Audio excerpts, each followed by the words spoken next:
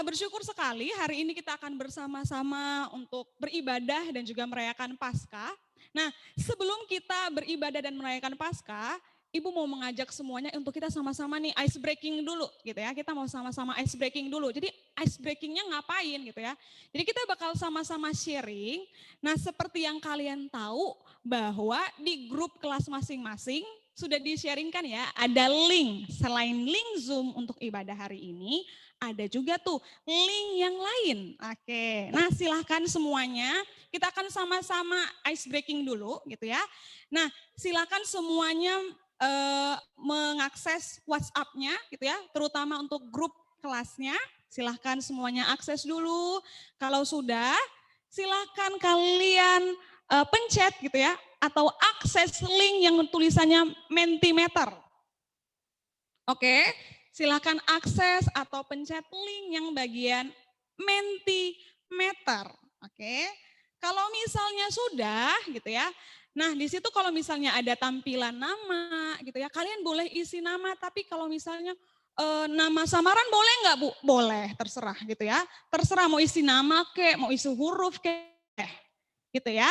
Kalau misalnya sudah, kalian klik di bawahnya ada join quiz gitu ya, ada klik join. Nah, silahkan kalian klik atau kalian pencet bagian join. Sudah? Nah, kalau misalnya sudah boleh emoticon jempol ya, kalau misalnya sudah. Dan kalau misalnya ada yang mengalami hambatan gitu ya, silahkan kalian chat, DM aja ke host gitu ya, silahkan chat atau DM ke hostnya gitu ya, kalau misalnya ada hambatan atau ada kesulitan. Oke? Nah, coba kalau yang udah silahkan emoticon jempolnya supaya Ibu bisa tahu nih udah ready atau belum ready gitu ya. Silahkan, monggo gitu ya. Oke, sudah?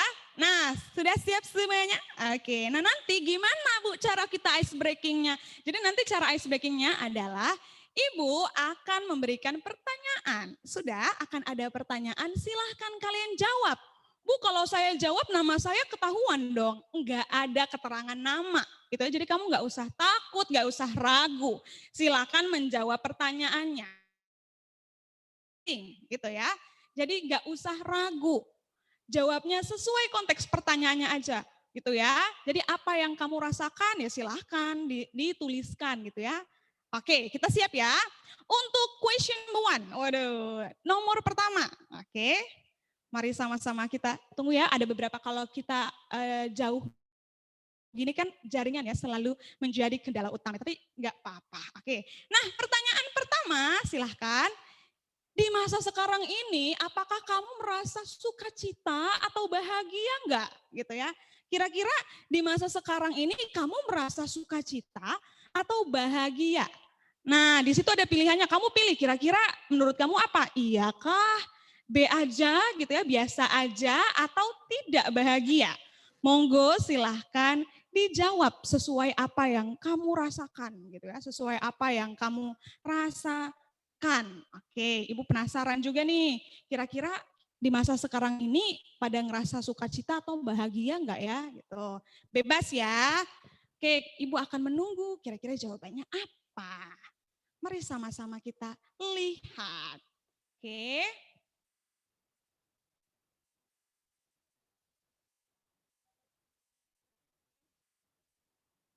Oke, ada yang udah jawab nih. Widih. Kebanyakan jawabannya adalah B aja gitu ya. Biasa aja. Oke, kebanyakan dari kalian di masa sekarang ini merasa biasa saja. Oke, puji Tuhan.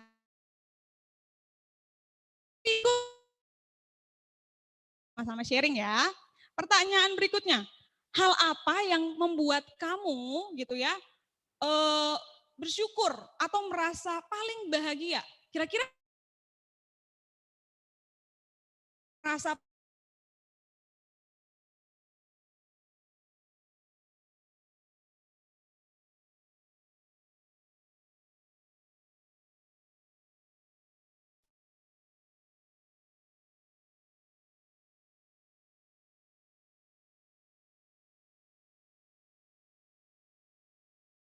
tahu Widih, banyak gitu ya.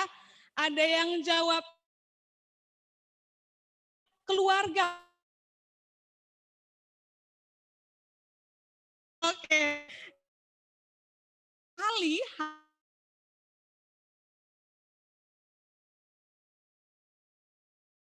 pertanyaan berikutnya gitu ya. Pertanyaan berikutnya dan jadi pertanyaan terakhir. Waduh, jadi pertanyaan terakhir. Next question. Nah, pertanyaannya adalah jika hal yang kamu syukuri tadi tidak lagi kamu alami, apakah kamu masih tetap bisa merasakan sukacita atau tetap bisa bersyukur?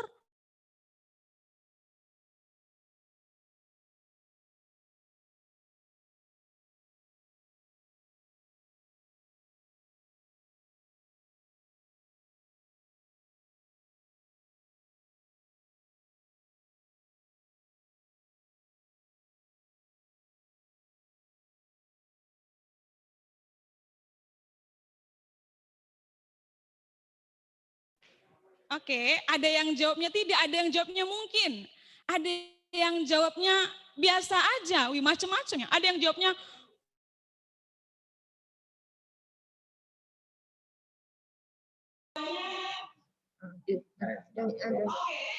jawaban-jawabannya, thank you untuk sharingnya pagi hari ini ya. Terima kasih. Nah, kita akan sama-sama menutup gitu ya, sharing pagi hari ini. Coba deh semuanya perhatikan dari sharing yang sudah kita sama-sama lakukan, di antara jawaban kalian mengenai hal-hal yang paling membuat bahagia atau hal-hal yang paling membuat merasa syukur, ada nggak di antara kalian yang jawab kamu oleh kesalahan? Ada nggak? Pasti rata-rata di antara kita itu jawabnya hal-hal yang membuat kita merasa bahagia di dunia ini. Yang tidak. Yang terjadinya itu cuma sementara, gitu ya. Tapi ada satu hal yang membuat kita sukacita terus-menerus dan ini hal tidak akan pernah berubah.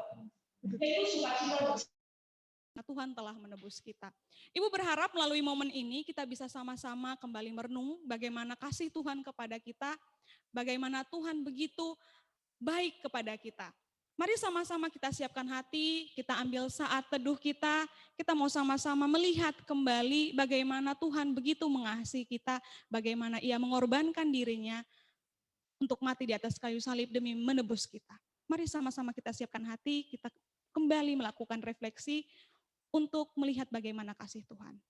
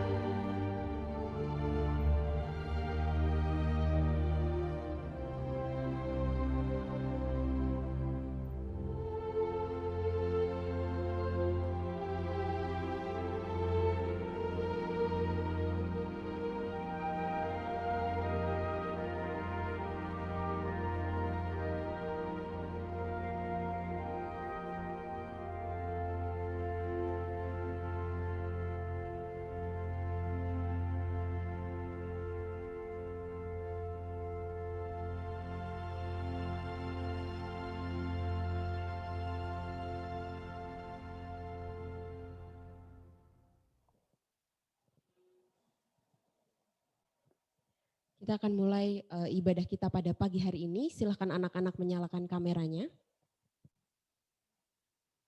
Pagi ini marilah kita datang kepada Tuhan dengan penghormatan dan syukur. Hormat karena Tuhan telah sengsara dan mati bagi kita. Syukur sebab pengorbanannya membawa kita kepada keselamatan. Mari kita naikkan syukur kita dengan menyanyikan pujian Kasih-Mu Tiada Duanya.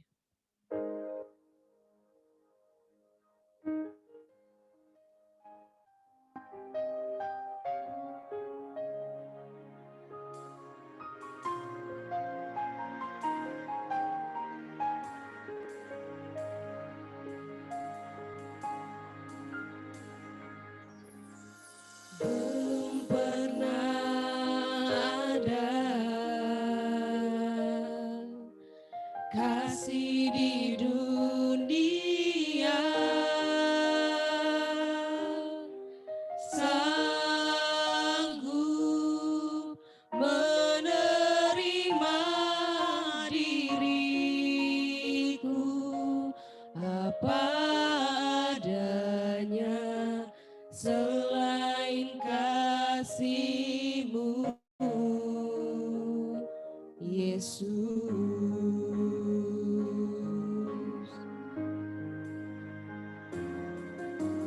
Sungguh tiada lagi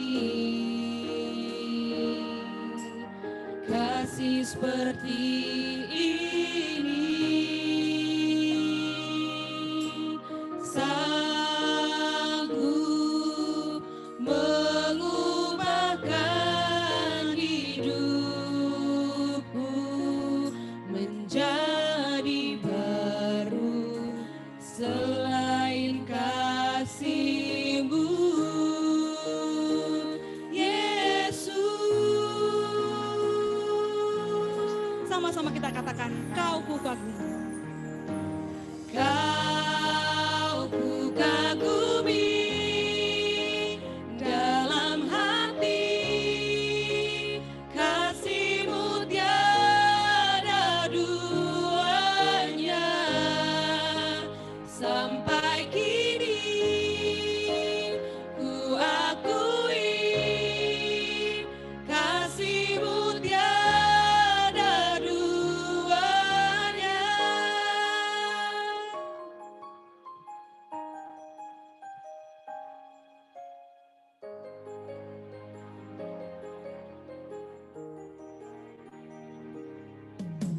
Sungguh tiada lagi kasih seperti ini, sanggup mengubahkan hidupku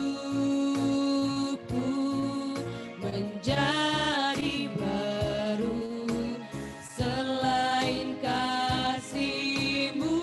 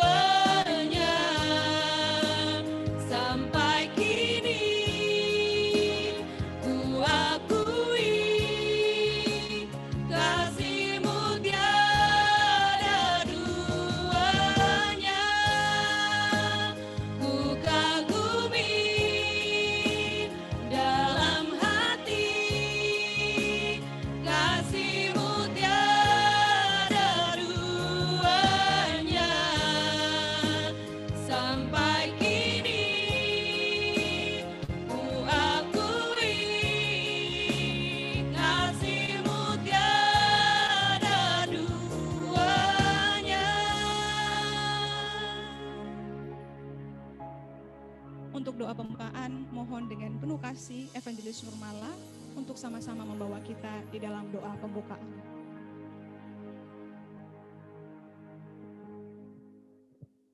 Ya, mari kita berdoa. Kami menghampiri Allah yang Maha Kudus, Allah yang Maha Besar, dan seperti pujian kami, Bapa, kekaguman kami sangat fana dan sangat rapuh, karena bercampur dengan segala pelanggaran dan dosa kami di hadapan Tuhan. Karena itu di pagi hari yang luar biasa ini, sebelum kami melanjutkan ibadah dan perayaan Paskah ini, kami memohon ampunan Tuhan. Di saat kami menghampirimu, biarlah Tuhan membersihkan pikiran kami, hati kami, dan keberadaan kami, supaya kami layak untuk menikmati hadirat Tuhan dan kami menikmati Allah. Kami berdoa dan kami memohon supaya ibadah ini dari awal pertengahan sampai pada akhirnya membawa kami kepada pemaknaan, bahkan juga pengubahan hidup yang dikerjakan oleh karya Roh Kudus. Kami memohon anugerah-Mu terhadap semua anak-anak di rumah, kelas 10, 11, 12, hampiri mereka di dalam kemurahan-Mu, supaya mereka sekali lagi boleh memaknai dan menghidupi Kristus yang mati dan bangkit bagi kami. Terima kasih, kami serahkan semuanya sekali lagi Tuhan, di dalam nama Allah, Bapa, Anak, dan Roh Kudus, ibadah ini kami serahkan ke dalam tangan-Mu. Amin.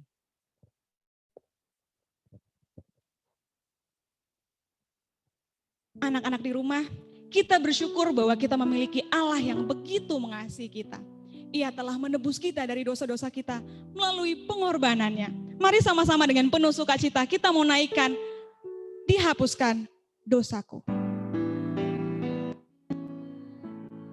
Oh, darah Tuhanku, sumber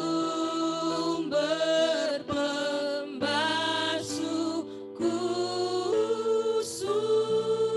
sucilah hidupku, hanya oleh darah Yesus.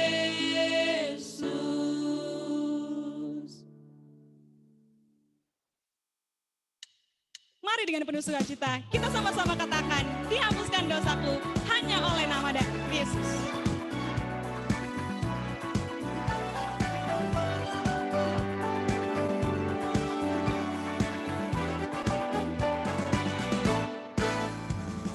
Dihapuskan dosaku hanya oleh darah Yesus. Aku pulih dan sembuh hanya oleh darah Yesus. Oh, darah Tuhanku, sumber pembasuhku, sucilah hidupku hanya oleh darah Yesus.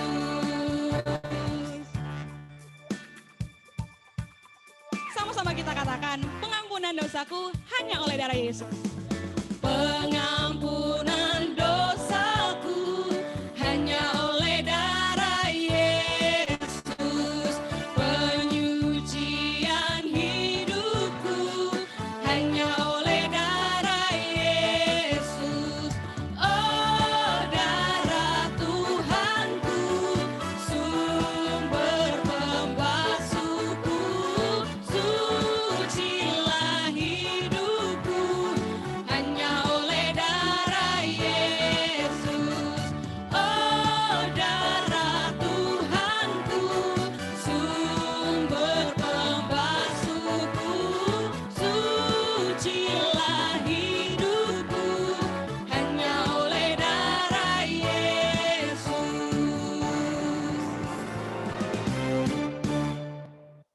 Ketika kita diselamatkan, Roh Kudus memampukan kita untuk melakukan firman-Nya. Salah satu buah dari keselamatan adalah kita memuji dan memuliakan nama-Nya. Mari dengan penuh sukacita kita naikkan pujian, ku naikkan syukurku.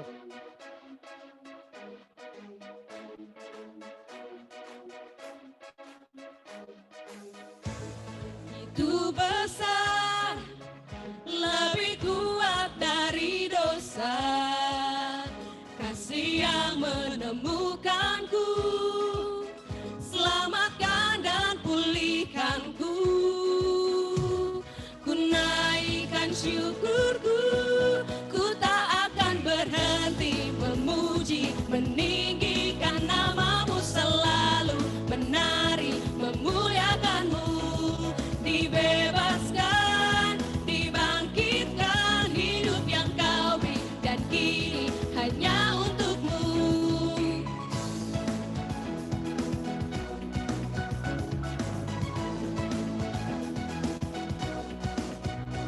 kasih yang begitu besar, lebih kuat dari dosa, kasih yang menemukanku, selamatkan dan pulihkanku.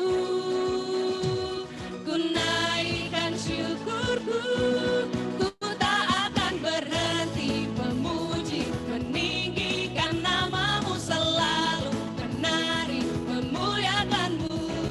Dibebaskan, dibangkitkan, hidup yang kau beri, dan kini hanya untukmu.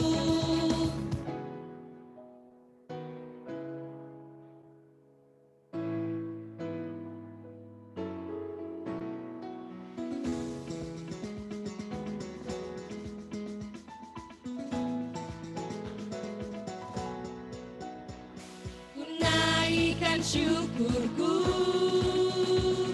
ku naikkan syukurku, ku tak akan berhenti memuji, meninggikan namamu selalu, menari, memuliakanmu.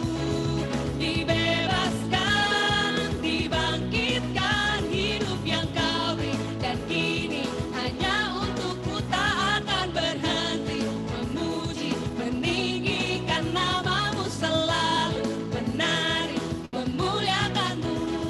Dibebaskan, dibangkitkan, hidup yang kau beri, dan kini hanya untukku.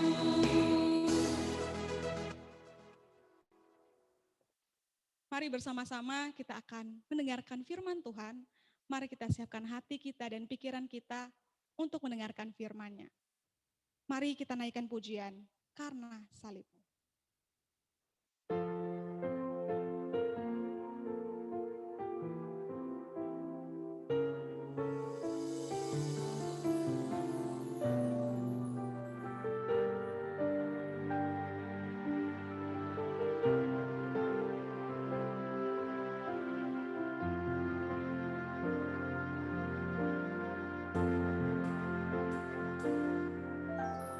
Hanya Kau Tuhan di hidupku,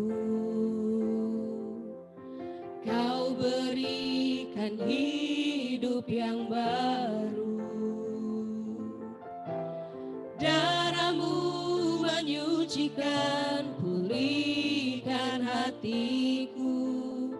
Ku nyatakan Kaulah segalanya. Engkaulah sumber pengharapan,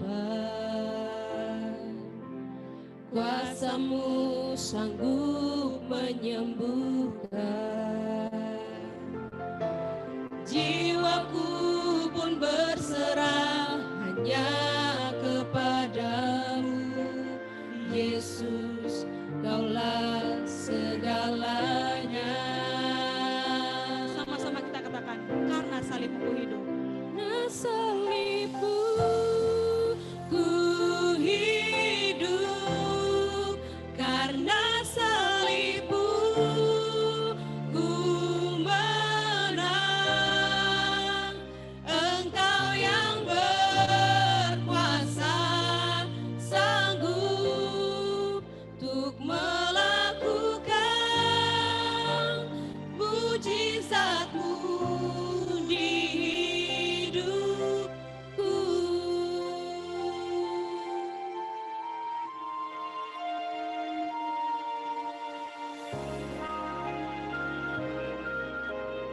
Sama-sama kita katakan, hanya Kau Tuhan hidupku.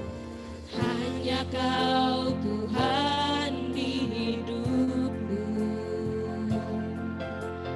Kau berikan hidup yang baru. Darah-Mu menyucikan, pulihkan hatiku. Ku nyatakan Kaulah segalanya.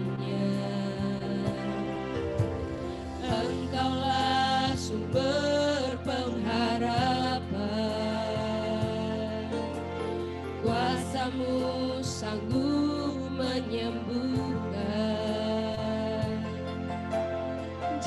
jiwaku pun berserah hanya kepadamu. Yesus, Kaulah segalanya. Karena salibmu ku hidup, karena salibmu ku menang. Engkau yang berkuasa sanggup untuk melakukan mujizat-Mu. Karena salibmu ku hidup, karena salibmu ku menang. Engkau yang berkuasa sanggup untuk melakukan mujizat-Mu di hidupku. Kita akan sama-sama mendengarkan firman Tuhan yang akan dibawakan oleh Evangelis Junius. Shalom, selamat pagi Bapak Ibu yang terkasih dan juga siswa-siswi SMA Tunas Kasih yang mengasihi Tuhan. Puji syukur kita boleh bersama-sama untuk menghayati kembali akan makna kematian dan kebangkitan Kristus buat hidup kita semua. Mari kita sama-sama berdoa, memohon pertolongan Roh Kudus untuk menyertai kita di dalam kita mengerti firman-Nya dan juga akan kematian dan kebangkitan Kristus. Mari kita berdoa. Di pagi hari yang Tuhan sudah anugerahkan kepada kami, juga di dalam satu perayaan pemaknaan akan kematian dan kebangkitan Kristus, kami bersyukur kemurahan Tuhan yang boleh melayakan kami untuk bisa menghayati ataupun juga menikmati akan ibadah ini. Kami percaya Roh yang Kudus juga bekerja di antara kami, meskipun kami di dalam ibadah, dalam jaringan, kuasa-Mu tetap nyata. Roh Kudus bekerja di antara kami masing-masing setiap pribadi demi pribadi, sekalipun kami terbatas di dalam kondisi kami, tetapi kuasa Tuhan tidak terbatas, boleh nyata bagi kehidupan kami. Kami boleh mengarahkan hati pikiran kami untuk tertuju kepada kebenaran firman Tuhan, bukan pada pikiran perkataan manusia belaka, tetapi kuasa daripada Roh Kudus boleh nyata di saat pemberitaan firman Tuhan. Dan firman Tuhan itu mengubahkan setiap kami, dan kami boleh hidup berdasarkan kebenaran itu. Berkata-katalah kepada kami ya Tuhan, karena kami telah siap, dan hanya nama Tuhan Yesus Kristus saja yang ingin kami kenal, dan dalam namanya kami berdoa. Amin. Saudara kasih Tuhan, kita akan merenungkan dari firman Tuhan, yaitu dari Matius 28, ayat 1 sampai yang ke-10, seperti yang sudah tertera di dalam Zoom background ataupun di dalam temanya. Ya, mari kita siapkan Alkitab kita membukanya. Biasanya mengajak semuanya membukanya, karena saya akan mengajak kalian kita mendalami lagi apa yang tertera di dalam teks firman Tuhan. Ya, di dalam teks firman Tuhan saya meminta untuk kita membukanya, untuk kita benar-benar belajar apa yang dinyatakan firman Tuhan. Ya, Matius 28 ayat 1 sampai 10, perikop yang di dalam Alkitab kita dituliskan kebangkitan Yesus. Nats ini juga ditulis di dalam Injil yang lain, yaitu Markus, Lukas, dan juga Yohanes. Ayat 1 sampai 10. Setelah hari Sabat lewat, menjelang menyingsingnya fajar pada hari pertama minggu itu, pergilah Maria Magdalena dan Maria yang lain menengok kubur itu. Tiba-tiba terjadilah gempa bumi yang hebat, sebab seorang malaikat turun dari langit dan datang ke batu itu dan menggulingkannya, lalu duduk di atasnya. Wajahnya bagaikan kilat dan pakaiannya putih bagaikan salju. Penjaga-penjaga itu pun gentar ketakutan dan menjadi seperti orang-orang mati. Akan tetapi, malaikat itu berkata kepada perempuan-perempuan itu, "Janganlah kamu takut, sebab aku tahu kamu mencari Yesus yang disalibkan itu. Ia tidak ada di sini, sebab ia telah bangkit, sama seperti yang telah dikatakannya.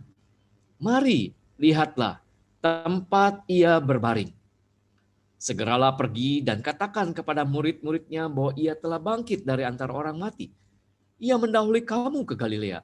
Di sana kamu akan melihat dia. Sesungguhnya aku telah mengatakannya kepadamu. Mereka segera pergi dari kubur itu dengan takut dan dengan sukacita yang besar dan berlari cepat-cepat untuk memberitahukan kepada murid-murid Yesus. Tiba-tiba Yesus menjumpai mereka dan berkata, "Salam bagimu." Mereka mendekatinya dan memeluk kakinya serta menyembahnya. Lalu kata Yesus kepada mereka, "Jangan takut. Pergi dan katakan pada saudara-saudaraku supaya mereka pergi ke Galilea. Dan di sanalah mereka akan melihat aku." Nah, sedemikian jauh pembacaan firman Tuhan, biarkanlah Alkitabnya tetap terbuka supaya nanti pada saat kita membahasnya kita bisa memahaminya lagi ya. Kalau perlu juga siapkan alat tulisnya untuk kita betul-betul bukan sekedar mendengar saja lalu lewat gitu ya. Mending mendengar itu bisa masuk telinga kanan, keluar telinga kiri. Udah masuk, keluar lagi gak apa-apa, setidaknya sudah masuk duluan. Mudah-mudahan ada yang nempel. Ini masuk juga enggak gitu ya. Udah tertutup dengan distraksi-distraksi yang ada ya di tengah pembelajaran ini. Saudara kasih Tuhan, pandemi COVID-19 belum berakhir. Betul ya? Udah setahun nih rasanya. Mungkin kita udah merasakan, aduh udah bosan saya belajar daring. Pengen ke sekolah, itu pun dibatasi. Pengen pergi keluar mana-mana, susah juga. Apalagi peringatan pemerintah sudah mengeluarkan peraturan yang ketat. Ya walaupun ada juga yang lolos-lolos juga barangkali. Tetapi ternyata pandemi COVID itu kan real. Betul gak sih? Atau jangan-jangan hoax? Atau jangan-jangan berita bohong? Memang pada saat awal-awalnya ada yang mengatakan itu konspirasi.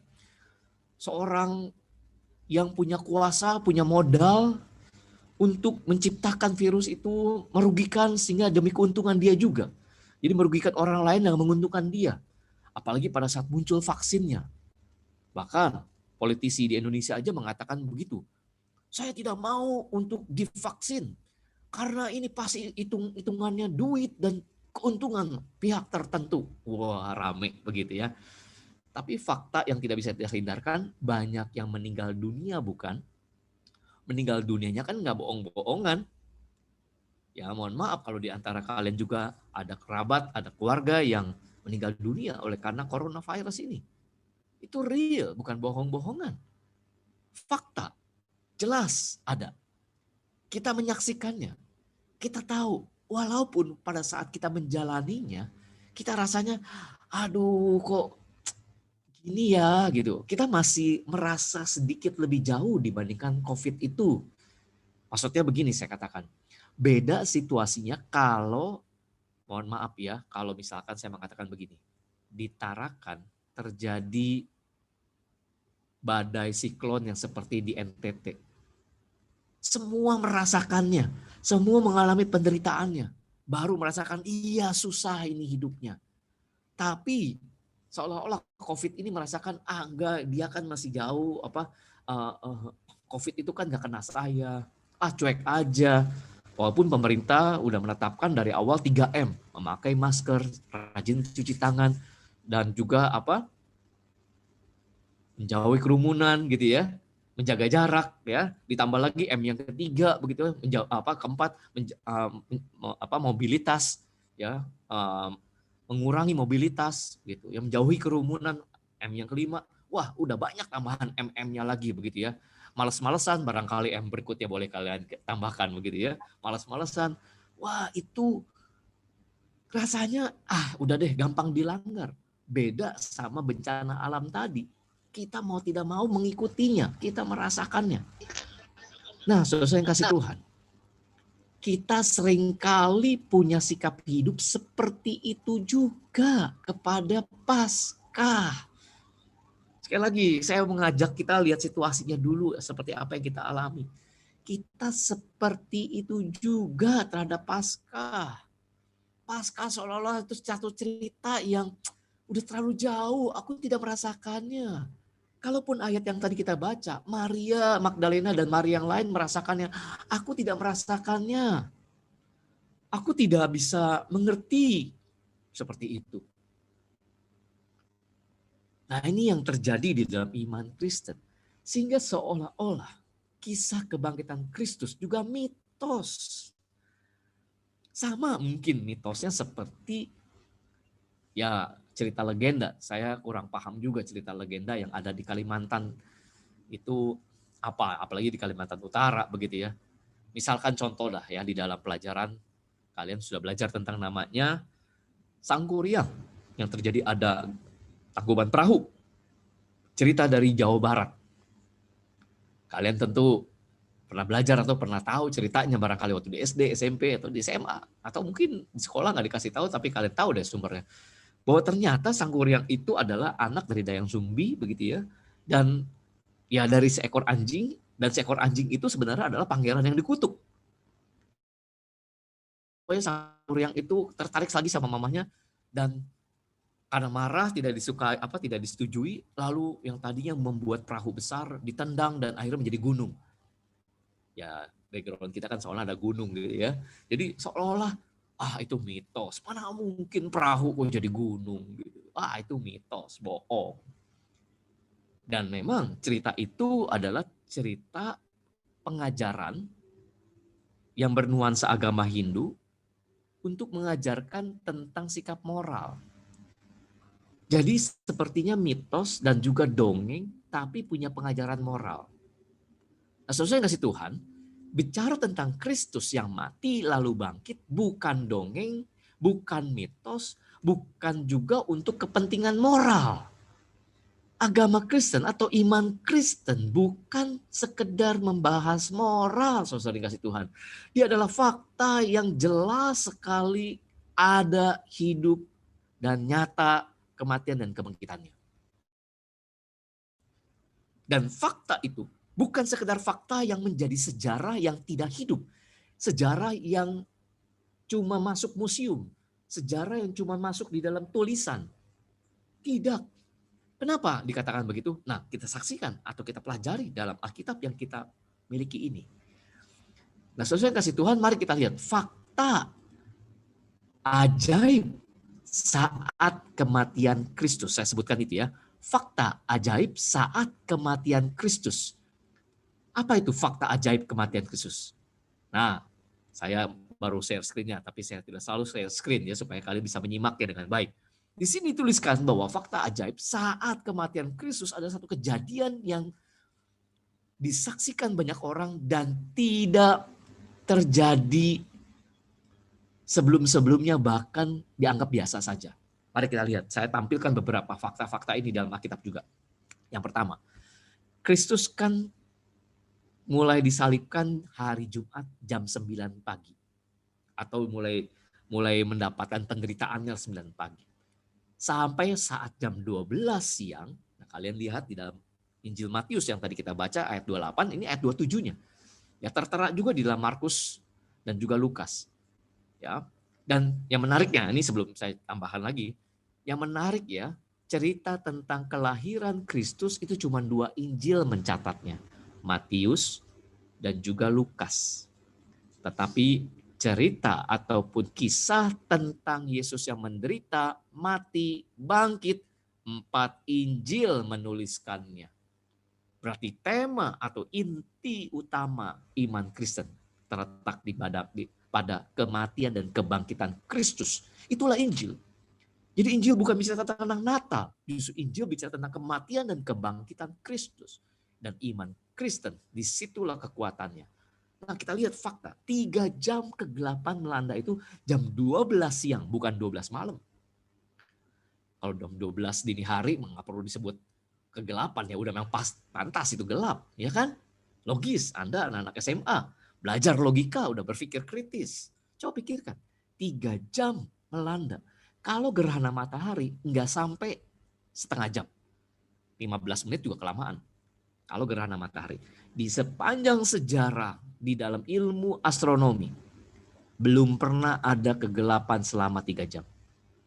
Kalau misalkan badai, pasti kalaupun badai ataupun apa, itu seolah awan menutupi dan itu bergerakan ada angin. Ini tidak ada. 3 jam kegelapan melanda daerah itu. Daerah itu bukan dunia. Beda sama banjir globalnya Nuh. Banjir itu banjir semua dunia dipenuhi air. Tapi ini 3 jam kegelapan melanda daerah itu. Saya bayangkan ya, maaf, orang yang dari jauh, misalkan orang Galilea lah, saya sebutnya begitu ya, karena itu sama-sama di daerah Israel. Ini kan di Yerusalem. Orang Galilea melihat Yerusalem kenapa jadi gelap begitu semua. Yang satu terang tapi tiba-tiba cuma gelap di situ saja. Satu fakta unik. Kalau zaman itu sudah ada Instagram, udah ada Twitter, udah ada Facebook, udah ada YouTube, wah, udah ada handphone juga, viral pasti. Wah, langsung breaking news gitu ya, masuk ke viral. Waktu itu belum ada. Tetapi sudah dilihat banyak orang. Itu yang pertama, kegelapan melanda daerah itu. Lalu di saat yang sama, tabir atau tirai di bait suci yang memisahkan ruang kudus dengan ruang maha kudus yang terbuat dari berbagai macam kulit dan juga kain, ya, itu kulit ada ikan lumba-lumba, kalian bisa lihat di dalam imamat, itu tebal yang luar biasa. Tujuan untuk apa? Itu betul-betul menjaga kekudusan antara ruang maha kudus dengan ruang kudus yang tidak sembarangan orang masuk. Karena dianggap Allah hadir, karena bait suci itu adalah menunjukkan kehadiran Allah. Itu jejak atau telapak kakinya Allah. Menunjukkan keberadaan Allah yang maha kudus, itu baru telapak kakinya saja begitu maha kudus, makanya dibuat tirai. Bukan gorden kayak di rumah, itu tipis. Tebal, kalian bisa menyikmaknya di dalam Taurat gitu. Tetapi itu tiba-tiba terkoyak dari atas sampai bawah, bukan tiba-tiba sobek atau gara-gara udah tua tiup angin langsung sobek, enggak. Sobek, maka disebutnya terbelah dua, sebenarnya terkoyak dari atas sampai bawah, lepas semua tanpa ada pisau atau orang yang melakukannya. Ayo, mitos, berita bohong, sama seperti COVID, disaksikan oleh para imam Lewi.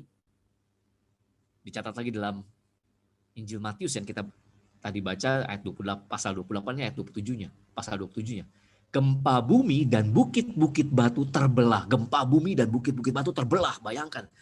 Terbelah bukit batunya. Keren nggak tuh? Waduh, saya jangan keren sih ya. Ini gempa seberapa skala Richter nih. Makanya nggak heran pada saat waktu itu penjaga merasakan gempa itu meminta untuk para yang penjahat yang sudah disalibkan itu dipatahkan kakinya. Kenapa dipatahkan kakinya? Karena topangan satu-satunya orang yang disalib itu adalah tertumpu kepada kakinya, kepada lututnya. Karena tangannya, kedua tangannya dipaku, kakinya pun dipaku. Sehingga mereka hanya mengandalkan kaki yang masih menahan itu untuk supaya tidak terkoyak tangannya karena dia matinya pelan-pelan. Tapi pada saat gempa yang terjadi, kepala penjaga mengatakan patahkan kakinya supaya jangan roboh salib itu dan akhirnya kabur. Nggak jadi mati. Udah capek-capek dibikinnya begitu istilahnya gitu ya. Nah, 2 orang penjaga dipatahkan kakinya. Tetapi pada saat Tuhan Yesus mau dipatahkan, diketahui Yesus sudah mati. Kepala penjaga mengatakan, coba buktikan dengan tusuk lambungnya dengan tombak. Ditusuk lambungnya oleh penjaga itu dan keluar darah bercampur air itu. Dan sudah mati. Tidak bergerak apa-apa. Aneh. Itu juga sebenarnya fakta juga. Aneh. Kenapa? Karena waktu kematian begitu cepat. Apakah kematian Kristus itu kehabisan darah? Bukan. Kematian Kristus karena ia menyerahkan nyawanya kepada Bapa. Meskipun mungkin faktanya kehabisan darah, tetapi bukan karena kehabisan darah sehingga dia baru mati.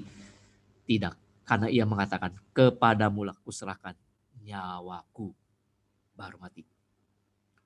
Yang menarik lagi, ini waduh, kalau di Tarakan, saya pernah ke sana ya, Tarakan, ada kuburan juga kan ya, coba kalian misalkan terjadi gempa gitu ya, kuburan terbuka, bayangkan tuh, itu dicatat dalam Matius. Kuburan terbuka. Dan ini hanya dicatat di dalam Injil Matius. Artinya apa? Injil Matius mencatat bagi orang-orang Yahudi. Sudah ada. Kuburan terbuka, orang kudus itu dibangkitkan. Orang kudus itu dibangkitkan. Siapa disebutnya orang kudus? Orang yang betul-betul dianggapnya suci. Orang yang dianggapnya betul menjaga kesalehan hidup. Kalau dalam konteksnya Injil Matius, saya duga itu adalah seperti Simeon atau Hana, nabiah yang waktu Yesus lahir itu mereka berjumpa.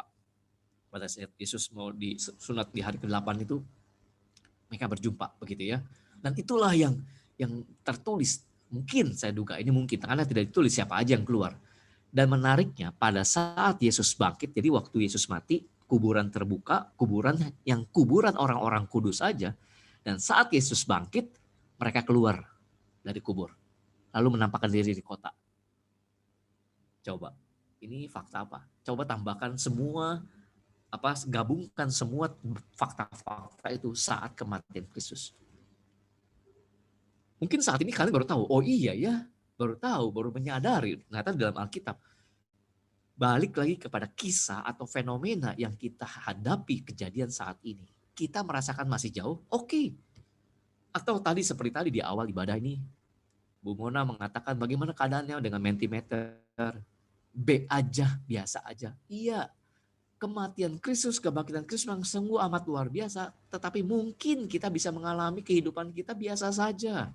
Atau mungkin mengalami permasalahan yang sulit. Atau kita juga mengalami masalah akademik dan seterusnya. Masih mengalaminya. Kenapa? Karena kita masih memiliki tubuh yang berdosa. Kita masih menghidupi dalam dunia yang terkutuk. Fakta itu masih ada. Kita masih mengalami penderitaan. Tapi bagaimana kita mengalaminya itu dengan kuasa kematian dan kebangkitan Kristus. Ini yang perlu kita pahami. Sehingga boleh saya katakan, kematian dan kebangkitan Kristus itu penuh dengan kekuatan. Penuh dengan kekuatan. Dan itulah sebabnya kita tulis. Ya, saya tulis di meeting chat bahwa darah Kristus.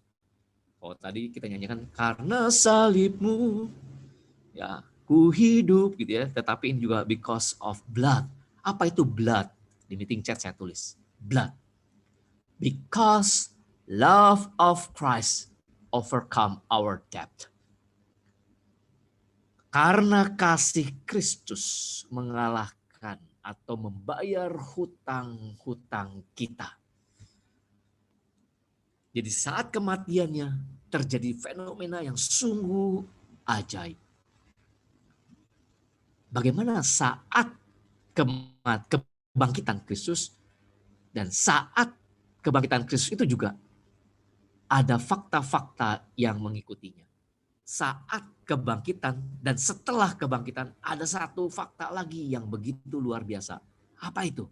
Mari kita lihat faktanya itu.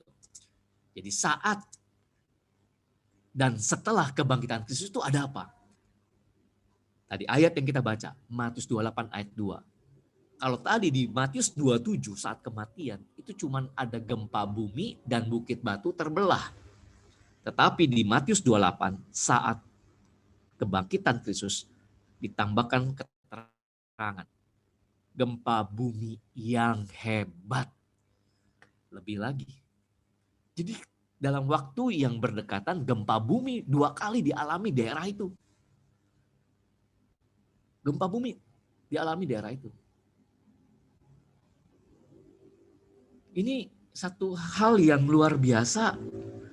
Bertubi-tubi.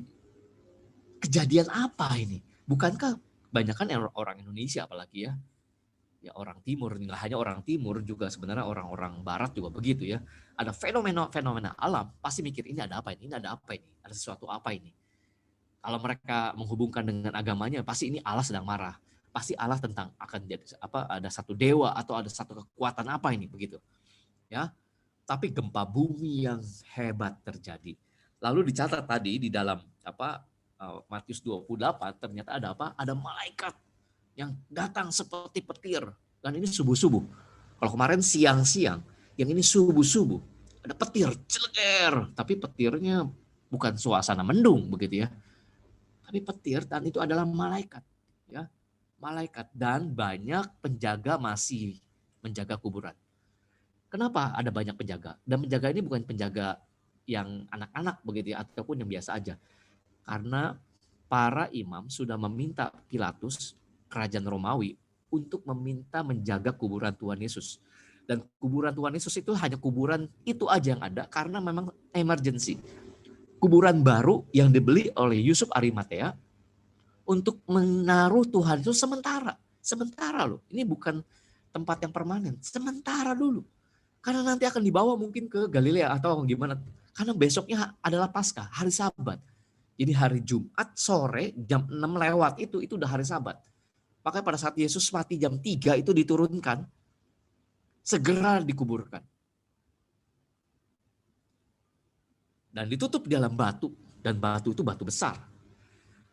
Kalau perempuan-perempuan datang gitu ya, Maria Magdalena dan Maria yang lain, terus tiba-tiba ada petir, harusnya penjaga itu pun kaget. Wah, ini Wonder Woman nih dengan pecut yang warnanya berkilat-kilat begitu ya. Ini bukan Wonder Woman masalahnya. Nggak tiba-tiba datang cegar gitu. Enggak. Penjaga. Perhatikan kalimatnya ada keterangan jamak. Penjaga. Melihat malaikat turun seperti petir, gempa bumi yang hebat. Mereka kabur dan tiba-tiba batu itu terbuka. Batu penutup kubur tergeser bukan untuk membuat Yesus keluar. Sekali lagi, batu kubur, ya saya ngomong ini karena saya harus menghadapi anak SMA yang kritis pikiran ya. Perhatikan kalimatnya nih. Batu kubur terbuka tergeser, lalu di dalam ayat yang selanjutnya kita baca, kamu mencari, kata malaikat ya pada Maria, kamu mencari Yesus yang disalibkan, ia tidak ada di sini. Jadi pada saat batu tergeser, penjaga ada, perempuan-perempuan ada, malaikat ada, nggak melihat Yesus keluar. Jadi artinya waktu batu itu tergeser, Kristus di dalamnya sudah tidak ada. Sekali lagi, batu terbuka, Kristus sudah tidak ada dalam ruangan itu, dalam kubur itu. Kenapa? Kita ingat pada saat ruangan-ruangan tertutup, pada saat murid-murid itu berdiam di dalam ruangan tertutup, tiba-tiba Yesus hadir. Jadi Yesus bisa keluar, bisa masuk meskipun pintu tertutup. Itu menunjukkan kuasa kebangkitan. Jadi pada saat pintu batu itu terbuka, tergeser, tubuh Kristus tidak ada. Karena Ia sudah bangkit. Sudah bangkit. Dia menarik. Di dalam Injil Yohanes, ini poin yang berikutnya ya, kain kafan terletak di tanah, kain peluh terlipat, itu adalah satu fenomena detail yang Rasul Yohanes tuliskan. Apa artinya? Ini logika. Kalau beritanya di dalam Matius, murid-murid mencuri, para pencuri ini, murid-murid ini, kok nggak membawa kain kafannya ya? Kain kafan itu pasti akan melengket atau menempel kepada tubuh Yesus yang sudah dibalsemin. Karena di dalam Yohanes pasal 19, Yusuf Arimatea sama Nikodemus sudah memberi rempah-rempah. Para perempuan yang datang tidak tahu itu berita itu. Karena kan tidak ada yang tidak mengikuti dalam kubur. Cuma tahu posisinya di mana. Jadi rempah-rempah, nah ini ngomong rempah-rempah bayangannya kita seperti bumbu dapur barangkali ya. Garam, lada begitu ya. Cabai, tabur gitu. Bukan, rempah-rempah yang dimaksud adalah ramuan-ramuan yang untuk membuat awet tubuh seseorang yang meninggal. Dan itu minyak. Makanya dikatakan itu bukan menabur rempah-rempah, tapi mengurapinya dengan rempah-rempah. Dan minyak itu pasti melekat menempel pada kain kafannya. Tapi kain kafan apa? Terletak di tanah. Artinya gini, kalau kalian sedang tidur pakai selimut, lalu bangun, selimutnya kan kalian buka ada posisi di ranjang bukan? Tapi bayangkan kalau kalian bangun, selimutnya ikut, lalu kalian menapak ke tanah, dan selimutnya akhirnya jatuhnya ke tanah. Begitu, paham ya? Bisa bayangin ya? Dan posisi kain kafan terletak di tanah. Yang menarik lagi, harusnya kain peluh yang menutupi mukanya itu juga jatuhnya di tanah. Tetapi tidak, di dalam Injil Yohanes dituliskan, kain peluhnya itu terlipat rapi di posisi Yesus dibaringkan. Artinya Yesus bangun, taruh, dia lipat, dia bangkit, kain kafannya terlepas, dia pergi. Dia bangkit keluar dari kubur, sekalipun kubur itu belum terbuka. Itu yang terjadi. Dan Yesus menampakkan diri. Yesus menampakkan diri kepada Maria Magdalena perempuan, kepada Petrus, para murid-muridnya, dan juga di dalam 1 Korintus pasal 15, kalian lihat dan kalian baca, Yesus menampakkan diri selama 40 hari setelah kebangkitannya kepada 500 murid. Jadi fakta kebangkitan itu sungguh real disaksikan. Bukan mitos. Kalau begitu, balik lagi. Maknanya apa sih buat kita? Maknanya apa ya kalau kita udah belajar seperti ini?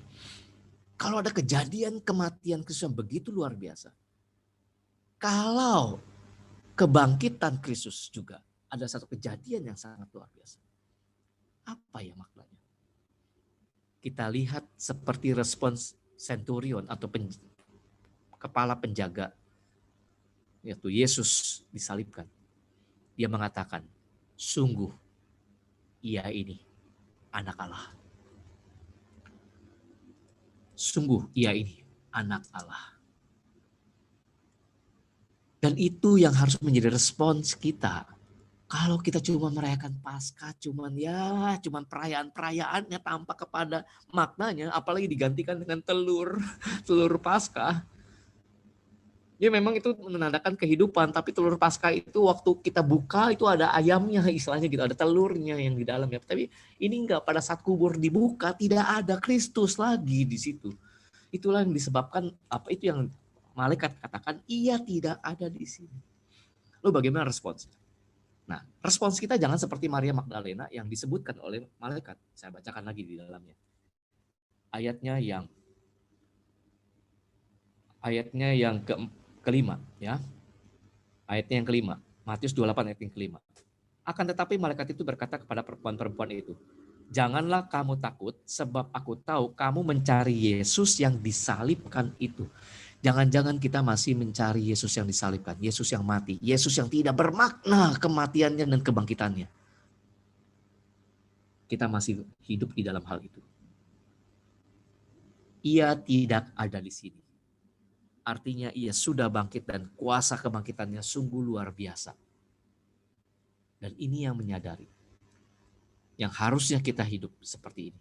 Kalau dikatakan tema ini, Jesus is my Savior. Yesus adalah juru selamat hidupku. Betulkah kita maknai?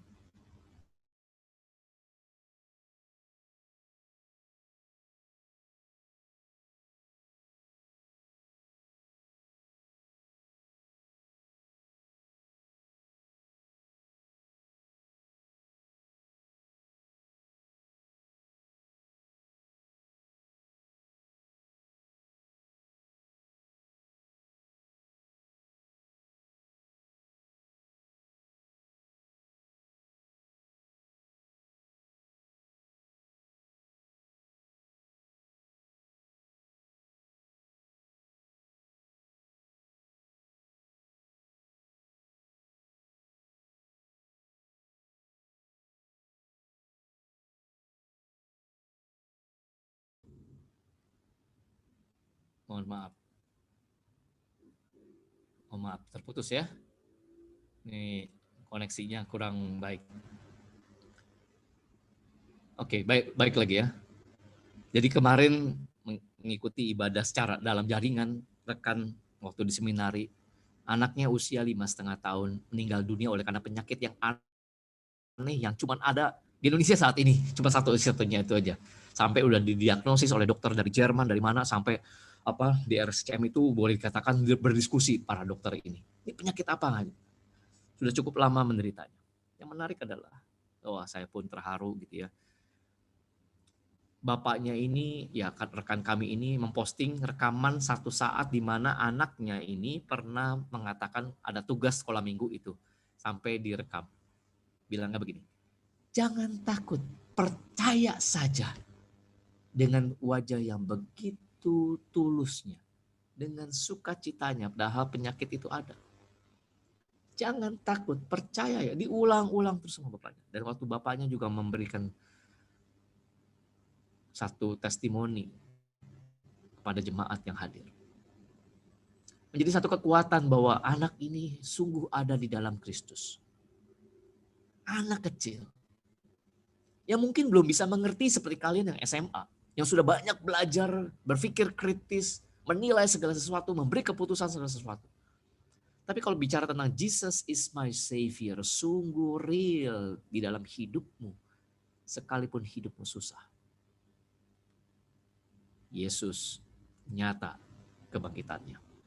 Nah, bagaimana kita bisa memahaminya?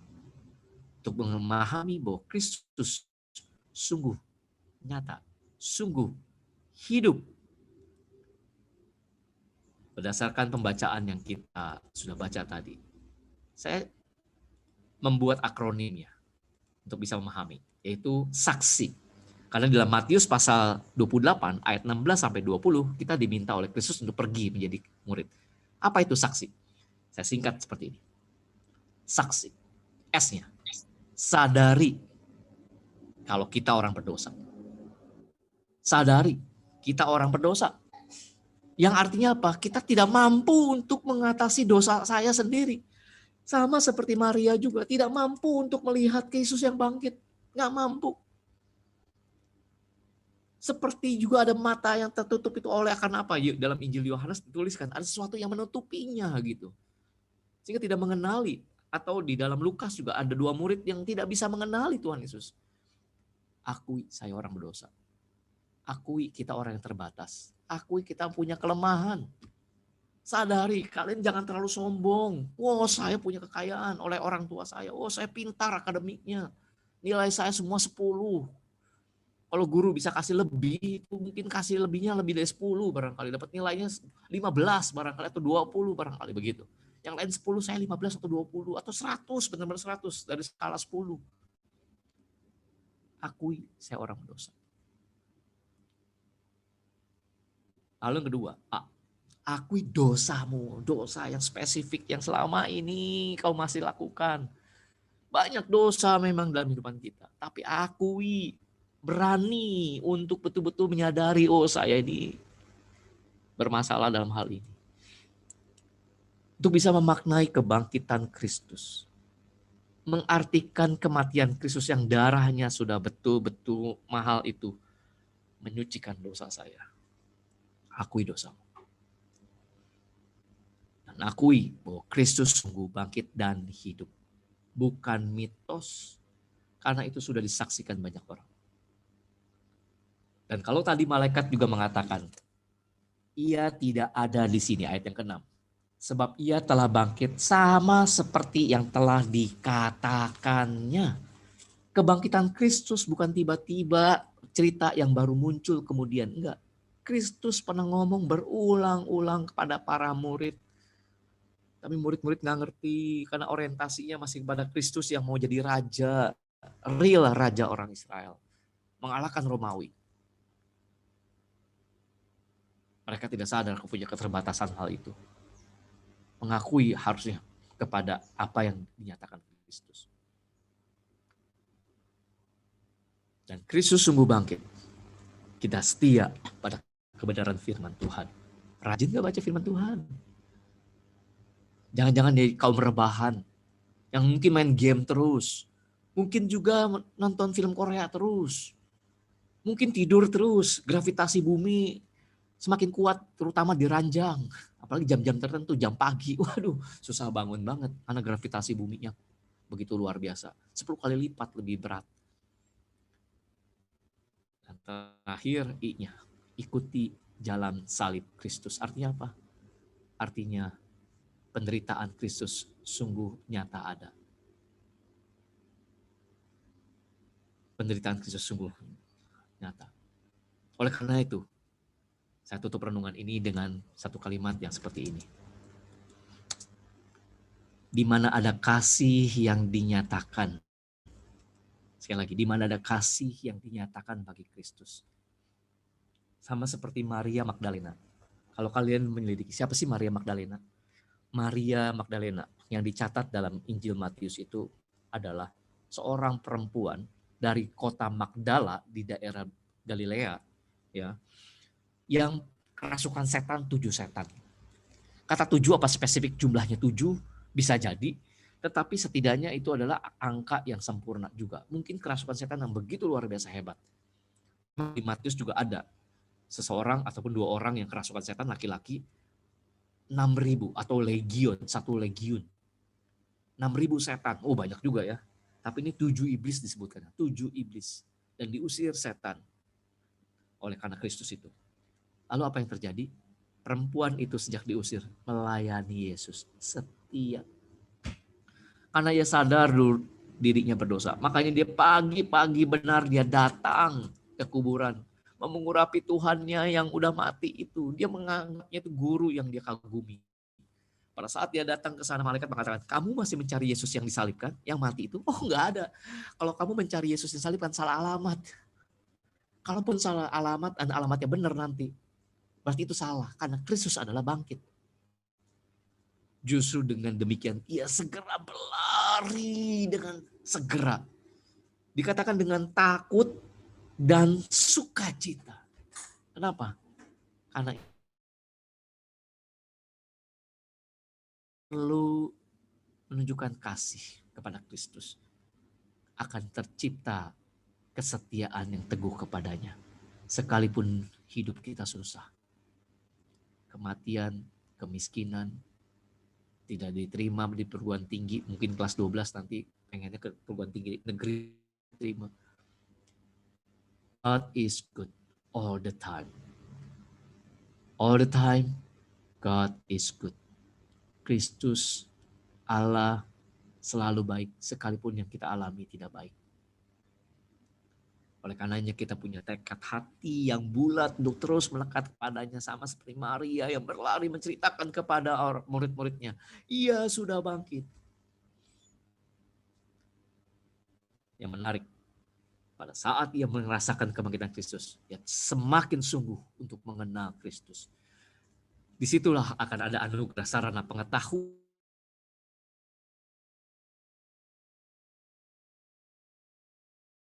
2-3. Kalian juga bisa membacanya, memberi garis bawahnya di dalam Alkitab cetak kalian, supaya ada jejak-jejak pembacaan yang pada satu saat nanti kalian pun sadar. Dan ingat, oh aku pernah baca firman Tuhan ini.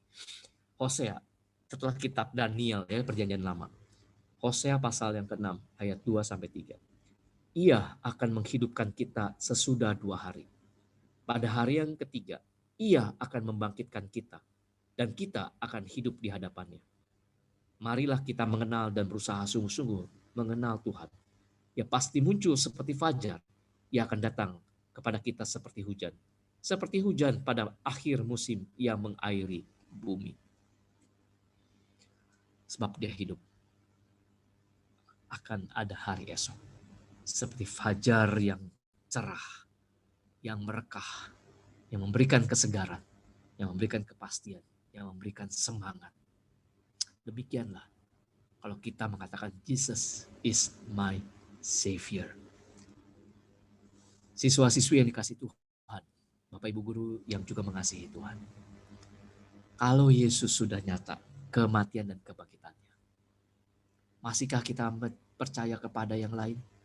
Masihkah kita mencari kepada yang lain yang memuaskan hati kita?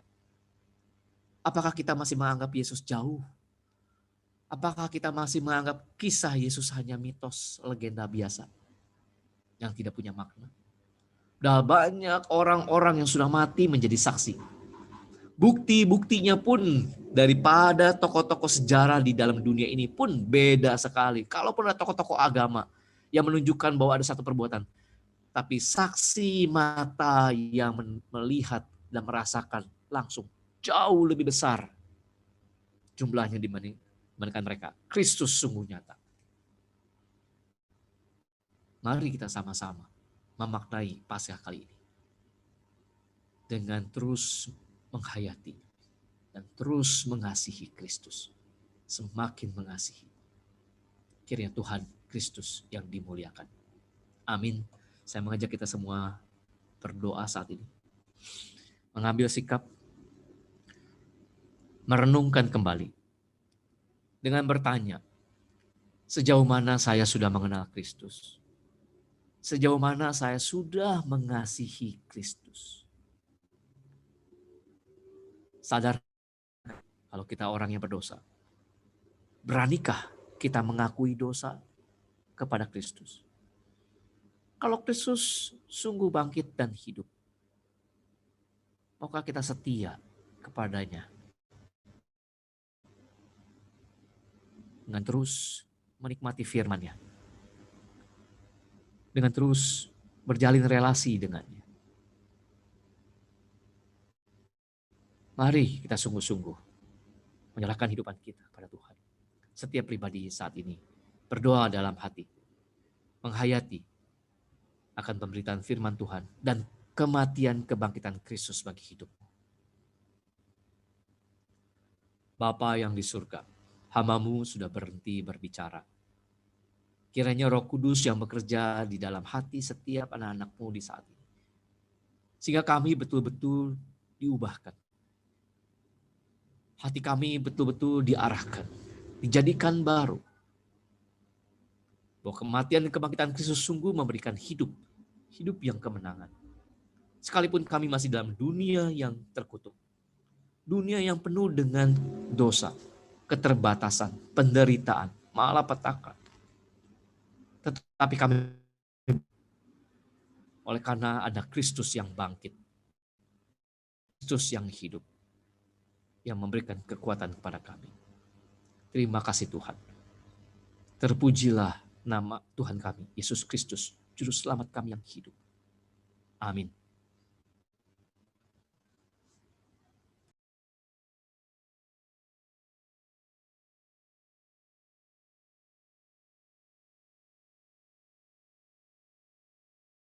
Mendengarkan firman Tuhan. Nah, sekarang Ibu akan mengajak kita semua untuk kembali mengingat gitu ya, untuk kembali mengingat apa yang sudah kita dengarkan tadi. Melalui apa? Melalui sesi tanya jawab gitu ya. Jadi melalui sesi tanya jawab. Mungkin ada beberapa di antara anak-anak gitu ya yang ingin bertanya, boleh chat. Nah, boleh chat di host gitu ya, DM ke host. Nah, kalau misalnya kalian ada pertanyaan, boleh DM-nya ke host, gitu ya. Nah, kita bakal sama-sama review kembali apa yang sudah kita dengarkan. Nah, jadi Ibu akan memberikan pertanyaan, kemudian nanti anak-anak yang mau menjawab, gitu ya, kalian boleh raise hand. Nah, kalau udah raise hand, nanti bakal Ibu tunjuk, kemudian silahkan menjawab, gitu ya. Tapi open mic dan juga open kamera ya. Jadi silahkan buka mic-nya dan juga buka kameranya. Gitu ya, badannya terlihat juga ya, jangan kalian kamera tembok gitu, ke iklan tembok nanti ya. Nah jadi mohon untuk dinyalakan kameranya dan diperlihatkan wajahnya gitu ya. Bu, kalau saya udah jawab gimana? Nah kalau kalian ada jawab, ada door prize yang akan diberikan gitu ya, ada door prize yang akan diberikan. Nah untuk pertanyaan pertama, nanti Ibu mau mohon kesediaan dari Evangelis Junius untuk menjadi juri, apakah jawaban yang sudah dijawab oleh anak-anak benar atau tidak gitu ya. Nah, pertanyaan pertama, apa saja fakta ajaib saat kematian Yesus? Nah, apa saja fakta ajaib yang terjadi saat kematian Yesus? Nah, silakan kalau misalnya ada yang mau menjawab, boleh raise hand gitu ya. Boleh raise hand, nanti bakal Ibu tunjuk, kemudian yang ditunjuk silahkan boleh menjawab gitu ya. Bu, saya sebutkan berapa? Minimal 3. Gitu ya. Kalian sebutkan minimal 3 gitu ya. Apa fakta yang terjadi saat kematian Yesus? Oke, silahkan raise hand kalau yang mau menjawab. Malah yang raise hand di sini gurunya yang raise hand ya. Untuk siswanya gitu ya. Nah, silakan yang mau menjawab raise hand atau chat DM juga bisa gitu ya. Silakan bagi yang mau menjawab.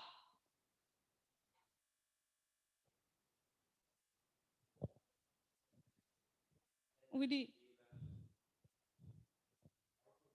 Oke, Yuli. Waduh. Ada Yuli dan juga ada Ijong gitu ya. Ada Wahyudi. Oke, ada Yuli dan juga Ijong. Ibu panggil Ijong aja ya. Nah, Ibu persilakan untuk Yuli dulu. Nah, karena ada 2 peserta, Yuli boleh sebutkan 2 gitu ya. Yuli boleh sebutkan 2 gitu ya. Oke, Yuli silahkan buka kameranya, kemudian nyalakan mic-nya. Terbelahnya bait Allah dan gempa bumi. Oke, mari sama-sama kita tanya juri kita, bagaimana Bapak Junius, apakah benar jawaban dari Yuli?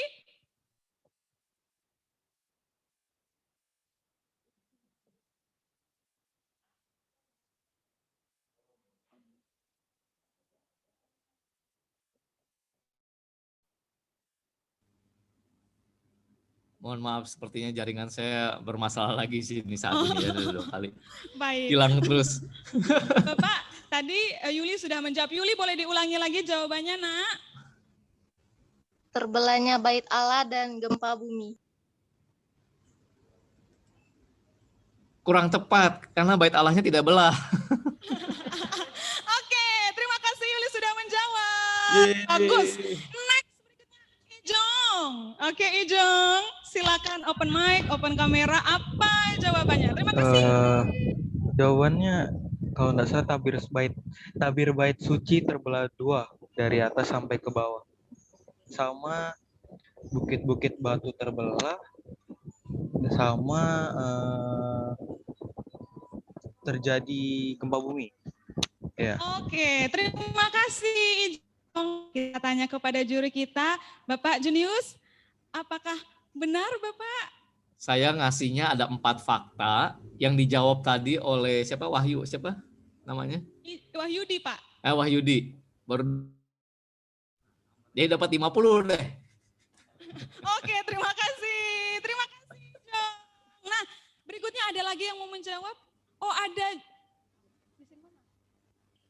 Oh, ada Jason. Oke, ada Jason. Jason, monggo silakan buka kameranya dan juga mic-nya ya. Silakan Jason.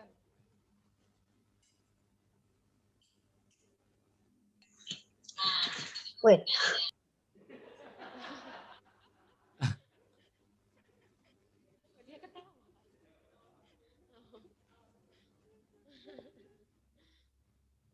Monggo Jason silakan dijawab.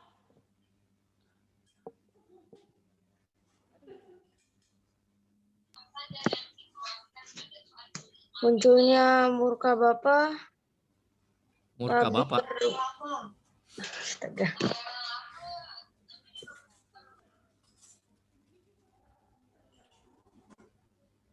Nak, boleh diulangi lagi, Nak? Karena di tempat Ibu, gitu. Karena bersalah jaringan jarak jauh, jadi kita paham-paham saja ya, Anak. Oke, maaf, boleh diulangi lagi? Oke. Nggak Apa? jadi.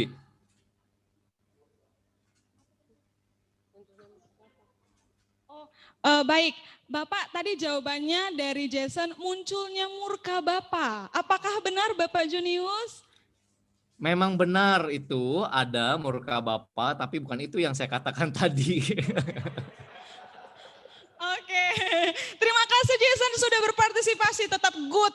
Oke, next question. Pertanyaan berikutnya apa, Bu Luli? Oke, jadi untuk pertanyaan selanjutnya, apakah makna kebangkitan Kristus bagi kita? Ya, jadi tadi Pak Juni sudah memaparkan beberapa makna. Nah, coba ada yang mau jawab, apakah makna kebangkitan Kristus bagi kita? Suzette, oke. Suzette silahkan nyalakan kameranya, kemudian buka mic-nya dan silahkan dijawab. Tadi yang pertanyaan pertama itu, Bu. Pertanyaan yang pertama tadi. Oh, bukan yang pertanyaan kedua ya. Jadi yang pertama ya, masih pertama. Iya, Boleh itu, Bu? Oke. Ya. Kalau yang ada 2 ya. Kalau saya tahu 3 jam kegelapan melanda daerah itu dan kuburan-kuburan terbuka. Iya Pak. Itu Pak. Baik, jadi melengkapi dari pertanyaan tadi Wahyudi ya. Bolehlah 2 itu betul. Jadi sama Wahyudi, Mas Suzette lengkap udah. Nah, pertanyaan keduanya belum dijawab, Ya, anak-anak. Yang mau menjawab pertanyaan kedua, apa makna kebangkitan Kristus bagi kita? Silahkan raise hand. Wahyudi lagi ya? Selain Ijong dulu ya, kita kasih kesempatan untuk teman-teman kita yang lain. Tadi Ijong sudah menjawab, terima kasih Ijong. Yang lainnya dulu. Ada lagi yang mau menjawab?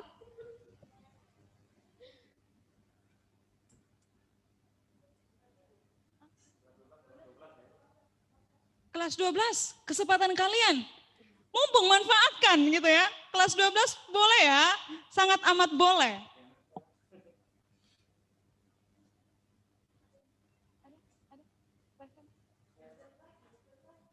Ternyata yang menjawab masih 2 peserta sebelumnya, yaitu Ijong dan juga Suset gitu ya. Ada 2 peserta yang sama. Bagaimana Bu Ruli, apakah peserta yang sama?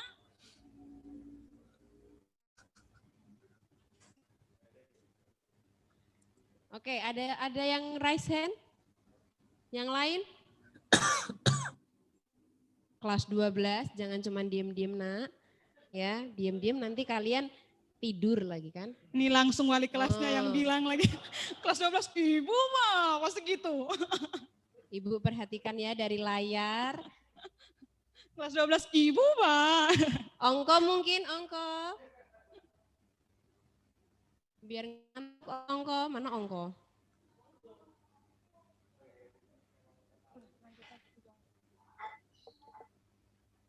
Oke, kalau tidak ada yang raise hand, Ibu berikan kesempatan untuk Ijong. Silahkan Ijong. Bu, saya ketik aja atau ngomong aja Bu? Takut nanti kalau jaringan. Ngomong aja ya. Makna dari kebangkitan Yesus Kristus adalah sebagai tanda kita itu telah diselamatkan. Oke, terima kasih Ijong. Nah, kita langsung tanya saja kepada Bapak Junius. Bapak, bagaimana jawaban dari Ijong? Ya, memang betul itu secara umum sih. Tapi pemberitaan saya tadi tidak spesifik ke arah sana. Ada yang lebih lagi. Tapi oke usahanya sih. Oke, terima kasih Ijong sudah berpartisipasi. Oke, kita sudah sama-sama mendengarkan kebenaran firman Tuhan yang disampaikan oleh Bapak Junius. Kita bersyukur kita diperlengkapi oleh kebenaran firman-Nya dan biarlah firman ini tidak berlalu begitu saja, tetapi boleh kita renungkan sebagai makna Paskah dalam kehidupan kita. Mari kita akan akhiri, kita akan meresponi kebenaran firman Tuhan dengan mengangkat pujian Tuhan Penebusku.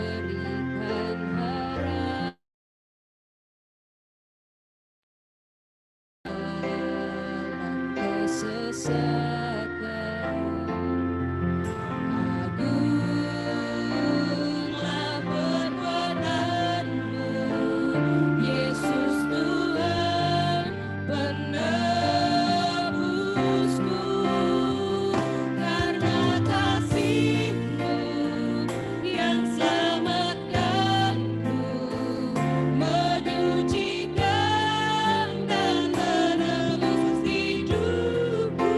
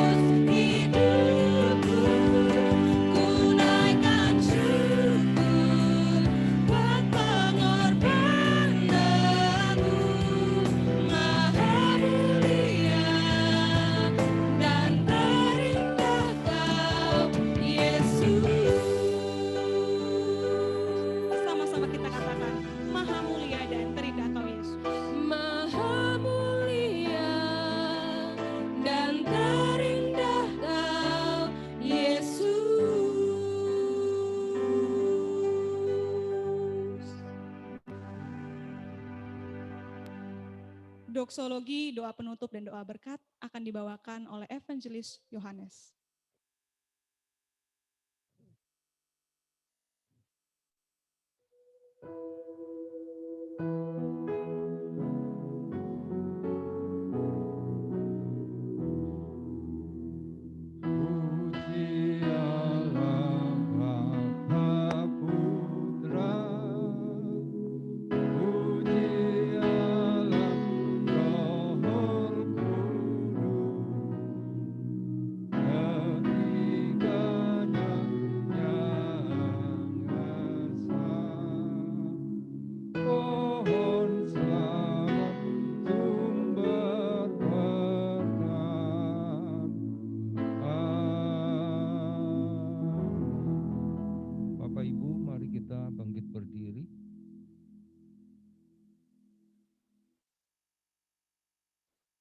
Yesus berkata, akulah kebangkitan dan hidup. Dia penghulu hidup.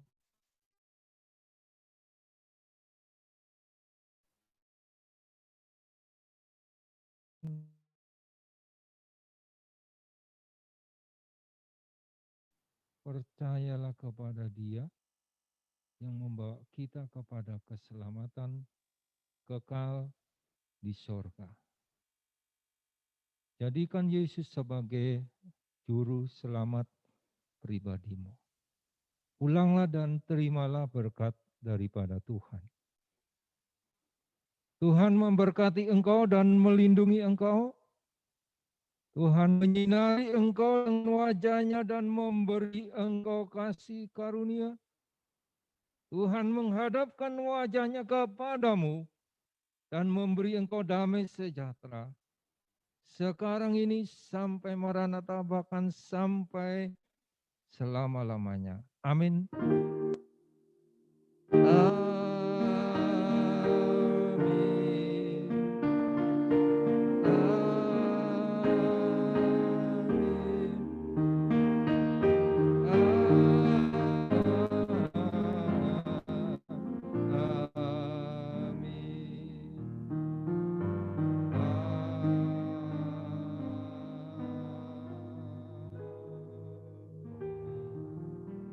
Silakan duduk. Saya serahkan kepada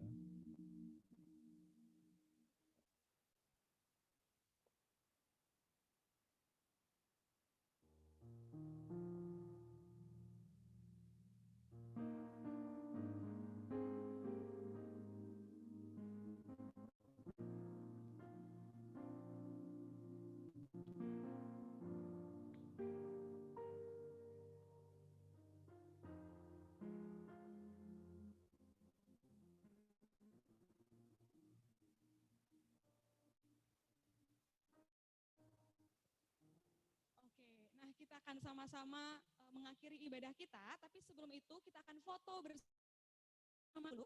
Silakan semuanya membuka kameranya, gitu ya. Silakan semuanya buka kameranya. Kita akan ya.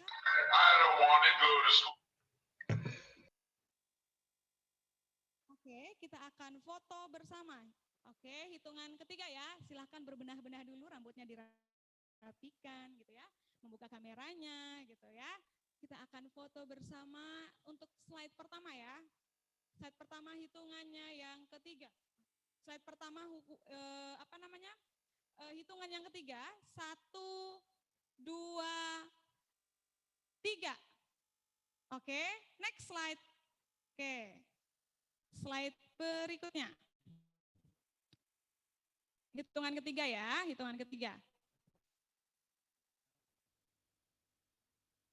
1, 2, 3. Oke, ditahan senyumannya.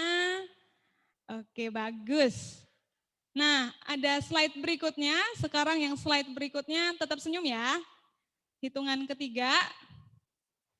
Hitungan yang ketiga. 1, 2, 3. Oke.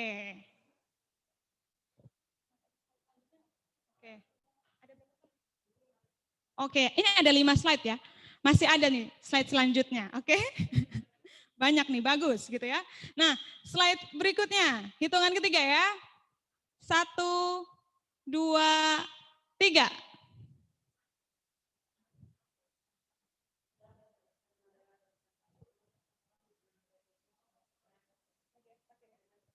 Oke, slide yang terakhir.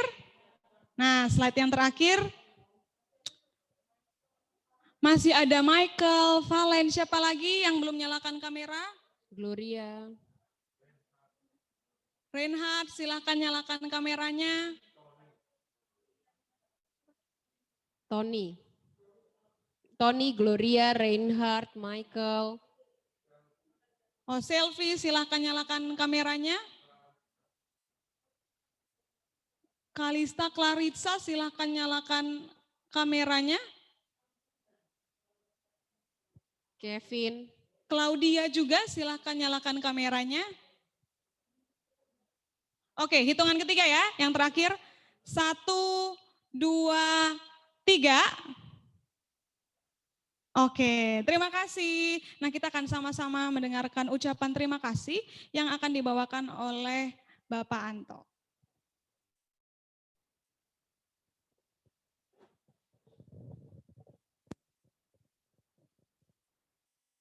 Baik, terima kasih yang diberikan. Salam, selamat pagi semua. Pada kesempatan ini, kami atas nama sekolah mengucapkan terima kasih kepada Bapak Evangelis Junius yang telah memberikan firman bagi kita di dalam perayaan Paskah pada tahun 2021 ini. Ucapan terima kasih juga kami sampaikan pada Evangelis Nurmala yang telah hadir dalam ibadah pada pagi hari ini, dan juga Evangelis Johannes Vangidae dan juga tim dari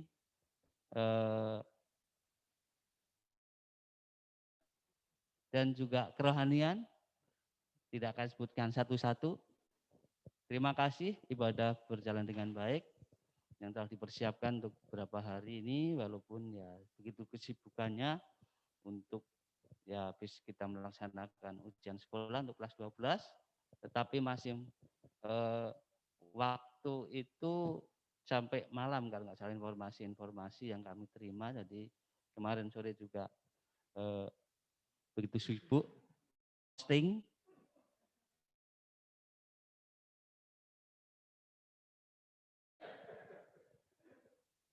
yang telah mengkoordinir dengan baik. Ulang ucapan terima kasih kita semua, selamat Paskah. Dan juga kami berharap untuk anak-anakku sekalian, karena ini tadi saya minta ke Pak Yu dan juga Pak Daud agar direkam dan nanti bisa diupload ya di FB-nya Tunas Kasih, agar yang tidak hadir bisa melihat, bisa terberkati dengan acara Paskah pada hari ini. Dan kami berharap juga, karena tadi saya monitor selalu kalau misalnya ibadah setiap hari Kamis, selalu saya monitor itu adalah kehadiran partisipasinya. Yang hari ini adalah saya lihat 108. Terus saya hitung lagi Bapak Ibu guru dan Pak yang lain di luar dari siswa sekalian itu berarti sekitar 100. Artinya apa? Kita 112 berarti ada 12 siswa yang tidak hadir.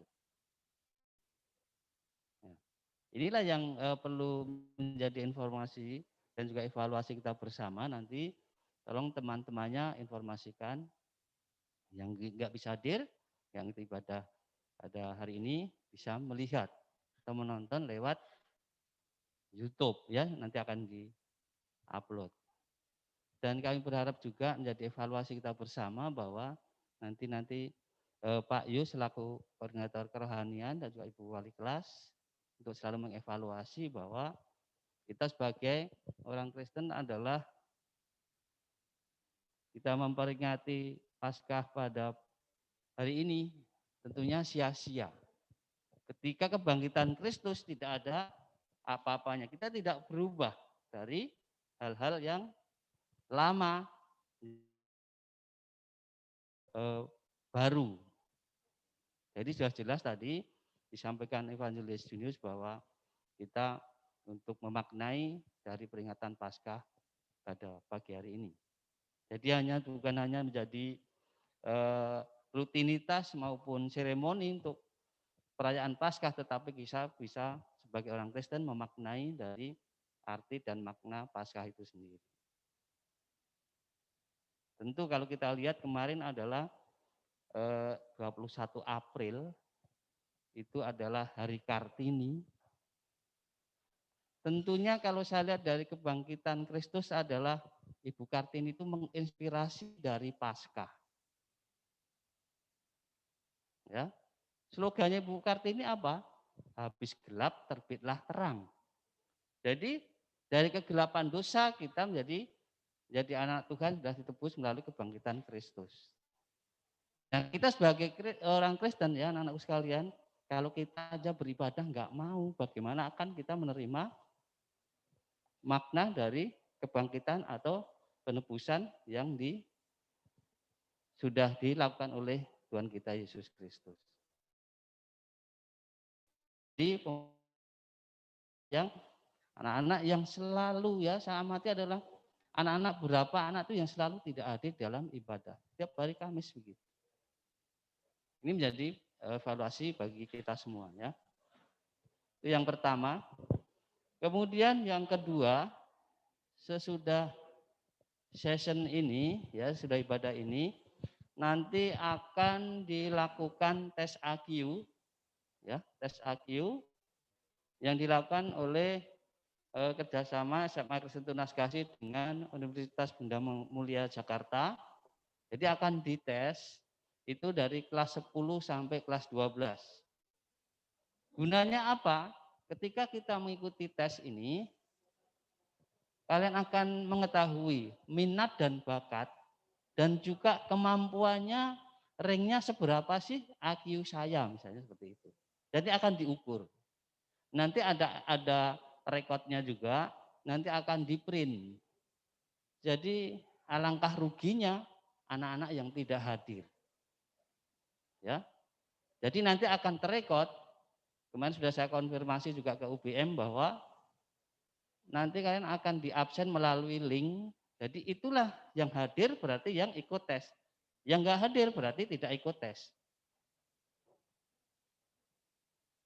Jadi saya persilahkan ya tetap kelas 12 tetap ikut untuk mengikuti tes AQ pada hari ini. Karena apa? Hari ini adalah free, tidak ada kegiatan belajar. Ya. Jadi dilakukan tes AQ. Nanti hasilnya mungkin sekitar seminggu nanti akan dikirim ke pihak sekolah, nanti akan dicetak satu-satu dan diberikan kepada siswanya. Dan saya berharap diisi dengan betul. Jangan sampai ketika mengisi cuma asal-asalan, itu nanti tidak tepat, misalnya mengarahkan mau mengikuti terutama yang kelas 12 atau yang ya semua kelas 11 juga begitu, akan masuk di perguruan tinggi mengambil program studi apa, minatnya di mana, gitu ya. Jadi udah pengalaman yang tahun-tahun sebelumnya itu isinya asal, nah salah mengambil jurusan. Diharapkan itu jangan sampai terjadi. Jadi mungkin informasi dari saya cukup sekian. Sekali lagi, selamat Paskah. Tuhan Yesus memberkati. Terima kasih.